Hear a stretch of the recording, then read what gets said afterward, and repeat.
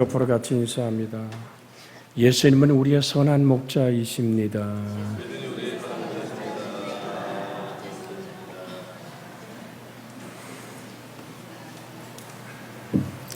주의 평강이 여러분과 제 속에 함께하기를 그리스도 예수님의 이름으로 축복해 드립니다. 세 가지 사역을 하신 예수님, 오늘 본문의 말씀에 보면 예수님은 우리를 구원하기 위해 정확한 때에 정확한 장소에서 그리고 정확한 메시지로 말씀하고 행동하셨습니다. 위대한 목적을 가지고 오신 예수님은 이 일을 위해 베드로, 안드레, 야고보, 요한을 택하셨습니다. 그리고 그들에게 이 지상에서 인간이 가질 수 있는 가장 위대한 소명을 주셨습니다. 그것은 바로 사람을 낚는 어부가 되라고 하셨던 것입니다.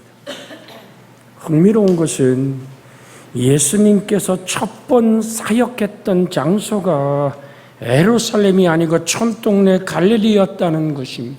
이방인의 땅이었다는 것도 우리는 기억해야 됩니다.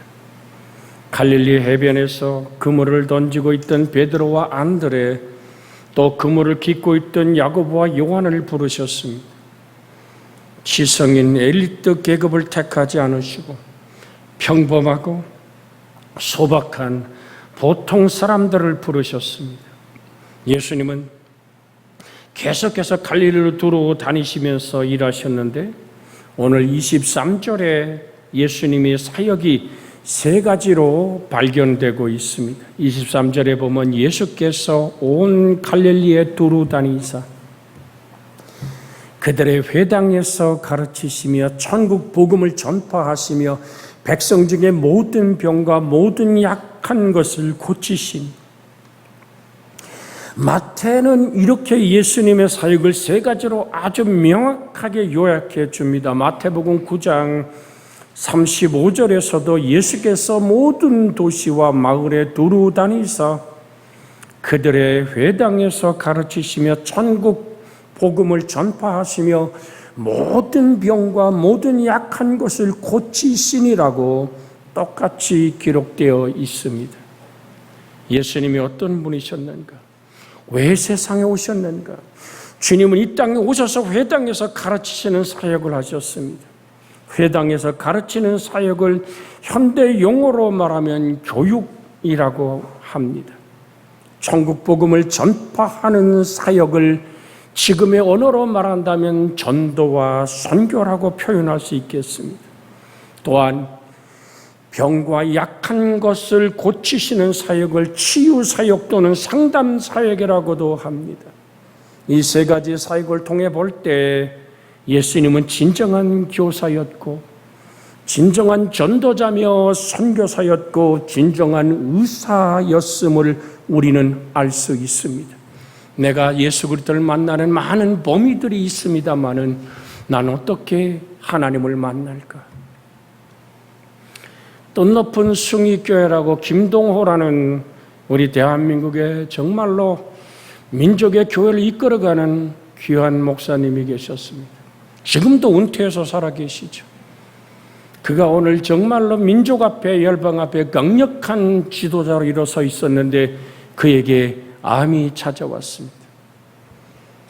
왜 내게 이렇게 암으로 나의 인생을 이렇게도 무너뜨리십니까? 라는 그 간절한 기도의 무릎 꿇음 속에 하나님은 그에게 이렇게 음성을 들려주십니다. 왜 너는 안 되는데? 왜 너는 안 된다고 생각하냐는 말이죠. 그때 자기가 가졌던 모든 기득권들, 자기가 가졌던 모든 교만이 허물어지기 시작합니다. 먼지와 티끌 같은 한 인생의 모습 속에 하나님의 긍휼과 자비가 아니면 살 수 없는 나. 오늘따라 온 교우들의 가정 속에 코로나19가 시작된 이래 가장 많은 오늘 코로나의 19의 바람이 온 교우들을 지금 휘몰아치고 있습니다. 주님, 어쩌시려고 해요? 하나님 거룩한 성의를 하나님을 영화롭게 해야 되는데요, 왜 우리 교우들에게 그렇게 기도했는데요? 동일한 성령의 목소리는 들려옵니다. 왜 너희 교인들은 안 되는데? 오늘 사랑하는 여러분, 주의 이름으로 구하는 것이 무엇인 줄 아십니까? 내가 캄캄한 어둠의 질병에 고난을 둘 때는 오직 하나님께만 집중하라 하심이 아니더냐? 우리 때로는 영화관에 가지 않습니까? 영화관에 가면 영화가 시작될 때 모든 불을 다 끕니다. 캄캄하여 영화에 집중하게 합니다. 근데 누군가 핸드폰을 켜고 거기서 오늘 후라시를 켜서 하면 모든 사람들이 짜증내고 쳐다보지 않습니까? 왜? 영화에 집중하지 못하기 때문이죠. 우리가 아픔과 때론 즐거움과 슬픔의 고난의 터널을 지나갈 때 우리의 인생이 칠흑같이 어두워질 때는 하나님이 주만 바라보라 하심인 줄로 믿습니다. 내가 사망의 음침한 골짜기를 걸어갈 때 우리는 하나님이 나와 함께 하심을 만나는 것입니다. 우리는 그때 하나님을 찾아요. 나의 등 뒤에서 지금도 나와 함께 계시는 하나님이란 찬송을 부르잖아요. 내가 넘어질 때 주님이 손 내밀어 붙들어 준다는 찬양을 하지만 사실 전 여러분에게 드리고 싶은 말씀은 예수 그리스도는 어제나 오늘이나 영원토록 동일하게 여러분의 인생과 함께 왔습니다. 그런데 유독 내가 힘들고 지치고 좌절하고 절망할 때 그 주님을 찾으니까 그때 내가 주님을 발견하는 거죠. 주님은 이제까지 나는 너와 함께 해왔다라고 말씀드리고 있는 것입니다. 오늘 사랑하는 여러분, 진정 하나님은 치료의 하나님, 하나님은 이 땅의 모든 사람들의 구원을 바라시는 그 간절한 아버지의 마음은 독생자를 내어줘 십자가에 못 박기까지 그렇게 나를 구원하신 좋으신 하나님의 사랑. 그는 그래서 전도자였고 선교사였고 그렇게 우리의 인생의 아픔을 만나시는 오늘 사역을 이루셨던 진정한 따뜻한 사랑의 의사였음을 우리는 만날 수 있습니다. 먼저 예수님의 첫 번째 사역인 가르치시는 사역에 대해 생각해 봅니다. 예수님께서 갈릴리에 두루 다니사 저희 회당에서 가르치셨다고 기록되어 있습니다. 예수님이 가르치는 이 중요한 사역을 위해서 선택한 장소가 회당이었습니다. 가르칠 장소가 많이 있었는데 왜 회당을 택하셨을까요? 회당의 그 기원은 여러 가지 설이 있고 분명치 않다고 말하지만 바벨론 포로 시대 때 생긴 것으로 모든 학자들은 얘기합니다. 하나님의 뜻을 거스리고 이제 그 바벨론의 포로로 잡혀간 수많은 이스라엘 백성들이 3, 4, 5 모여서 10가정, 11가정이 되면 작은 모임을 갖는 작은 회당을 만들어 거기서 하나님의 말씀을 들었고 거기서 기도했고 거기서 식탁을 나눴고 거기서 문화와 사랑을 나눴던 그곳, 그것이 오늘 회당의 오늘 출발이 됩니다. 나라 잃은 민족의 아픔을 하나님이 주신 적과 꿀이 흐르는 땅, 예배와 경배의 땅이 황폐되어 버린 인생의 아픔을 끌어안고 모였던 작은 모임들의 회당. 그래서 회당은 이스라엘 백성에게 있어서 아주 중요한 생활 기반입니다. 그러나 회당은 성전은 아닙니다. 이스라엘 성전은 예루살렘의 한 곳뿐이었습니다. 그러나 회당은 유대인들이 살고 있는 곳이라면 역사적으로 계속적으로 내려와서 언덕 높은 곳이든지 아니면 깊은 산골짜기일지라도 빈들 같은 호벌판에서도 사람들이 살아가면 그곳에 또한 강변에 그들이 모인 곳이라면 반드시 회당이 있었습니다. 우리는 보통 이스라엘의 역사를 성전의 역사라고 이해하지만 또 다른 의미에서는 회당의 역사였다고 말할 수 있습니다. 성전은 오직 제사만을 위해 존재하는 하나의 집입니다. 그러나 회당은 기도하고 예배드리고 강연하고 재판하고 공부하는 학교와 같은 다목적 기능을 가진 신앙의 중심지고 삶의 중심지였고 신앙과 삶을 구별하지 않았던 그들의 삶에 오늘 굉장히 중요한 자리였습니다. 회당에서 집회할 때 첫 번째는 기도하는 것으로 시작합니다. 즉 기도하는 자들의 모이는 장소가 회당이요, 둘째는 율법과 예언을 낭독하는데 많은 회중들이 참가하는 모임이었습니다. 세 번째는 강연인데 특별히 전문적인 강연자들이 상주해 있는 것이 아니라 회당을 지키는 회당장이 인정하면 누구나 와서 하나님의 말씀을 강해할 수 있었고 그 후에 토론할 수 있었던 자리가 회당이었습니다. 이처럼 회당은 유대인의 일상생활의 기반이었습니다. 그들에게 있어서는 신앙과 생활이 구분되어 있지 않았습니다. 신앙이 곧 삶이고 삶이 곧 신앙이었습니다. 그것이 하나님의 기쁨이기를 바랬던 예수님의 모습 속에서 우린 또한 만날 수 있지요. 요한복음 8장 29절에 보면 주님은 이렇게 고백합니다. 나를 보내신 이가 나와 함께 하시도다. 나는 항상 그가 기뻐하는 일을 행함으로 나를 혼자 두지 아니하셨느니라. 주님은 그렇게 자기가 혼자가 아니라 성령과 성부 하나님과 함께하는 동행하는 임마누엘의 예수, 그렇게 우리를 품고 우리와 함께하기 원하시는 그 주님은 오늘 우리에게 말씀합니다. 다시 한번 주의 목소리를 들어보십시오.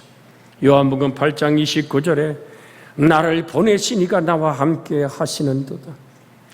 나는 항상 그가 기뻐하시는 일을 행함으로 나를 혼자 두지 아니하셨느니라.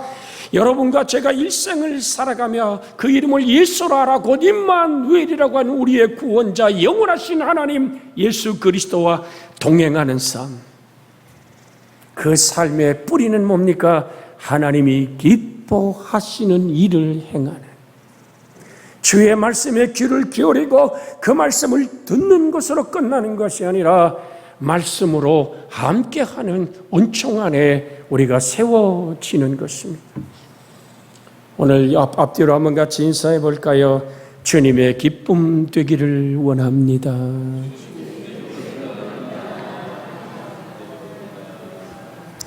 주님의 평강이 있기를 주 예수의 이름으로 축복해 드립니다.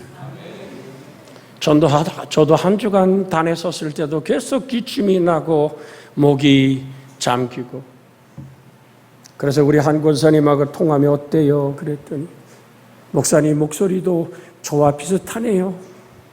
그래요. 혹시 자가진단을 해봤냐고. 근데 이게 자가진단이 해서 내가 코로나 양성 반응이 나올까라는 조금 두려움이 있더라니까. 그래, 권사님 말씀을 내가 듣고 한번 해봐야지. 우리 회장님도 몹시 새벽에 기침하시던데 염려하는 그들에게 자가 키트를 가지고 코를 후벼서 집사람 잠들고 딸이 잠잘 때 조용히 가서 살짝 그걸 해봤답니다. 그것에 스며들어서 이제 한 줄이 딱 되는 순간까지 왜 그렇게 긴장이 되든지, 웃는 거 보면 여러분도 다 해본 실력이야. 한 줄로 딱 금이 가고 두 줄이 안 생기는 걸 보면서 당당하게 식탁에 딱 갖다 놓고, 음성이라니까. 여러분, 마치 우리가 이 전염병이 또 오늘 때 전염병에 걸리면 마치 죄인처럼 움물어졌던 시대는 지나갔지만 서로가 서로에게 피해 주지 않으려고 너와 내가 배려하는 사랑 때문에 집사람은 살살 얘기해요. 여보, 양성이 나오면 한 주 쉬어. 다음 주에도 중국 들어가야 되잖아. 그런데 쉴 수 있는 여건이 아니라 나는 코로나가 아니야. 얘기를 왜 드립니까? 쉴 수 없는 환경, 조건이 아니라 주님 바라보게 하신, 주님, 아픔을 겪고 눈물의 골짜기를 걷는 교인들과 함께 아파하게 하신 하나님 고맙습니다. 목이 찢을 것 같은 기침 속에서 주여 나를 치료해 주시옵소서보다는 온 교우들이 이 아픔의 터널을 지나갈 수 있는 힘을 주옵소서.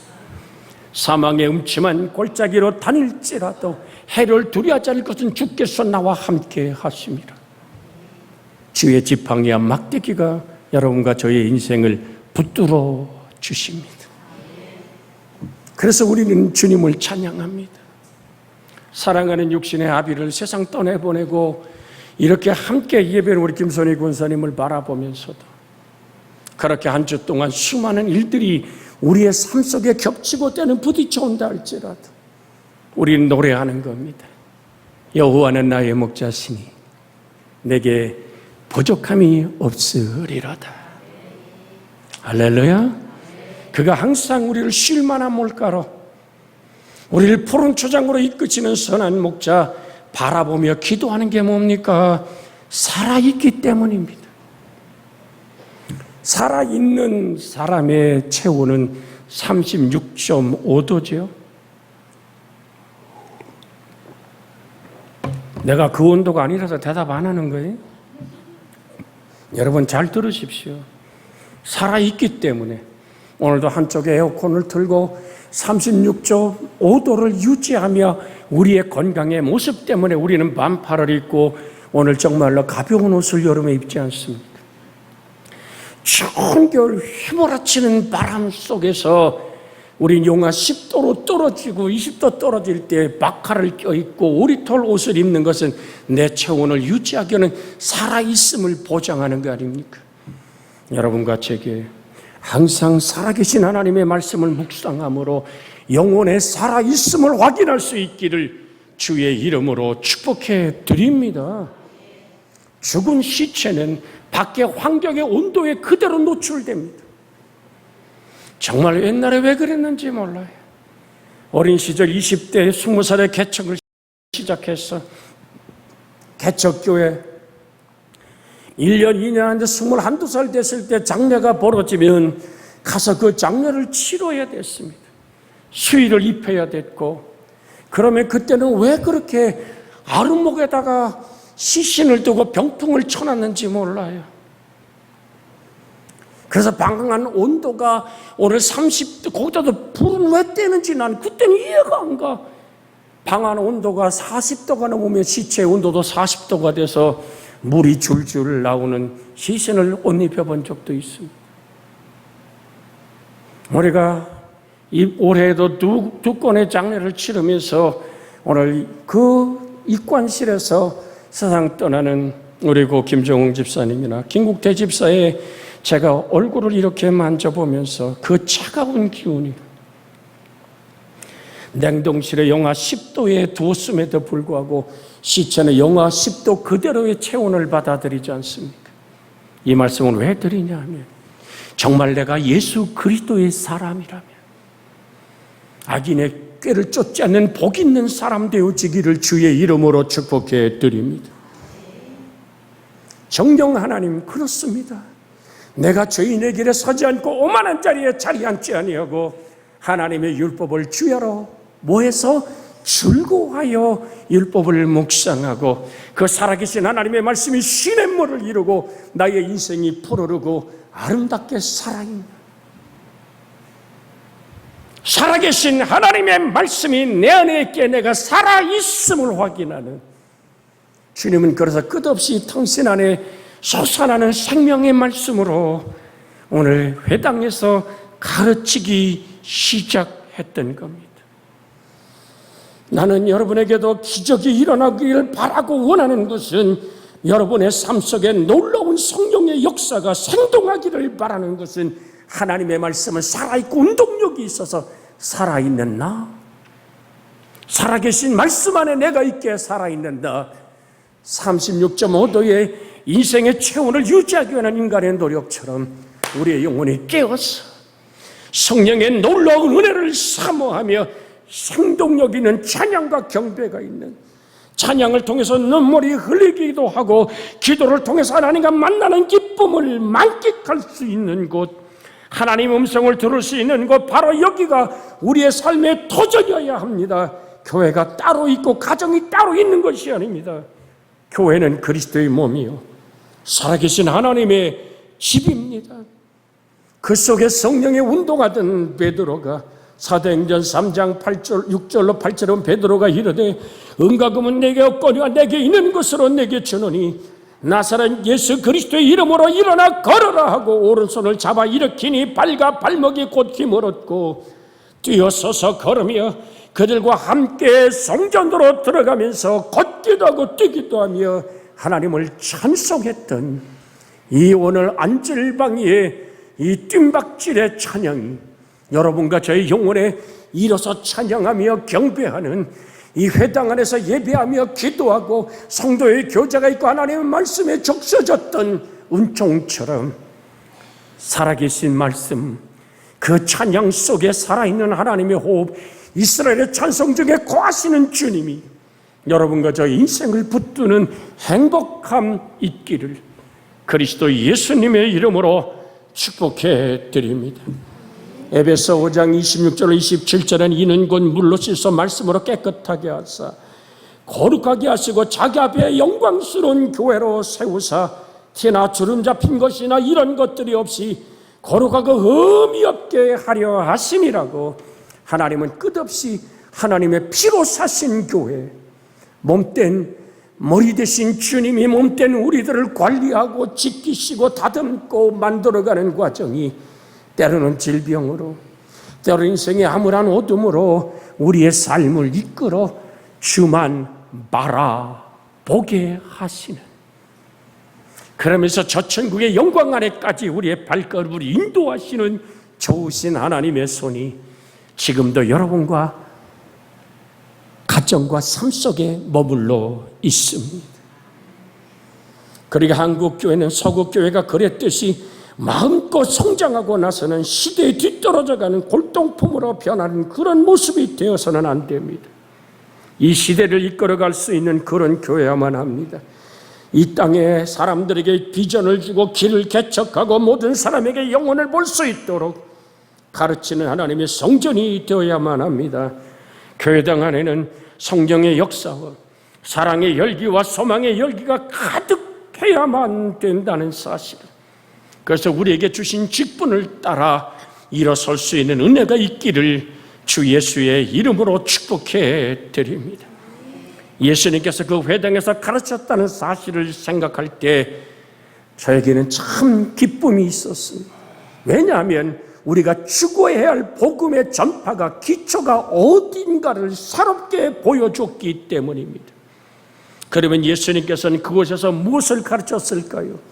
아마도 많은 사람이 생각하듯이 구약 성경을 강해하지 않았나 생각합니다. 하나님의 말씀을 한 구절 한 구절 강해하면서 천국의 비밀과 메시아의 오심과 진리를 가르쳐 주셨을 겁니다. 그런데 놀라운 것은 예수님의 가르침에 많은 사람이 충격을 받았다는 겁니다. 이러한 사실을 마태복음 7장 28절에 예수께서 산상설교를 끝냈을 때 사람들의 반응에서 찾아볼 수 있습니다. 예수께서 이 말씀을 마치심에 무리들이 그의 가르침에 놀라니 이는 그 가르치는 것이 권위 있는 자와 같고 그들의 서기관들과 같지 아니함일러라.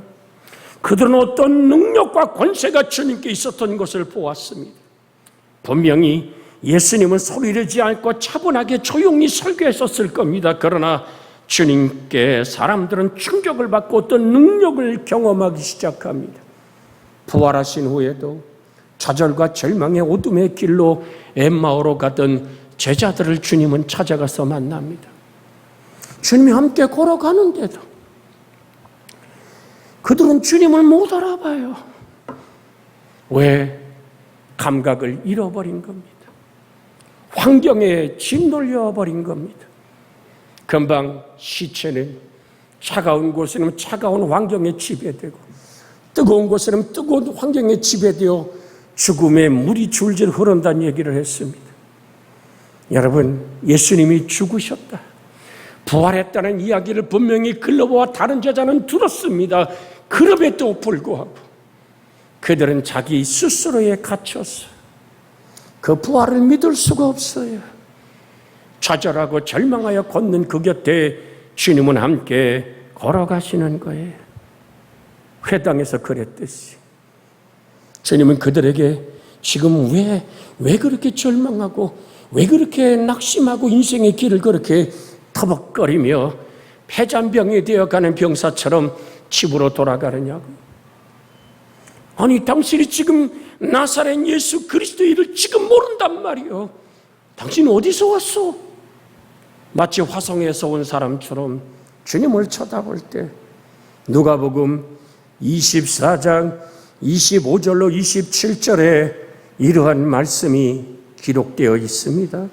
누가복음 24장 25절 27절에 이르되 미련하고 선지자들이 말한 모든 것을 마음에 더디 믿는 자들이여, 그리스도가 이런 고난을 받고 자기 영광에 들어가야 할 것이 아니냐 하시고 이에 모세와 모든 선지자의 글로 시작하여 모든 성경에 쓴 바 자기에 관한 것을 자세히 설명하시니라.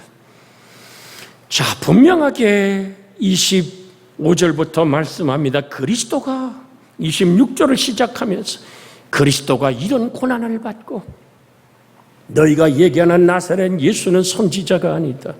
그는 메시아며 그리스도다.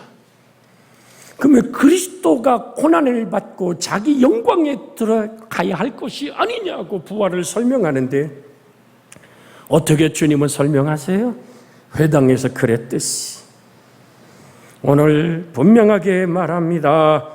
이에 27절에 모세와 모든 선지자의 글을 시작하여 모든 성경에 쓴 바 자기에 관한 것을 자세히 설명하니라.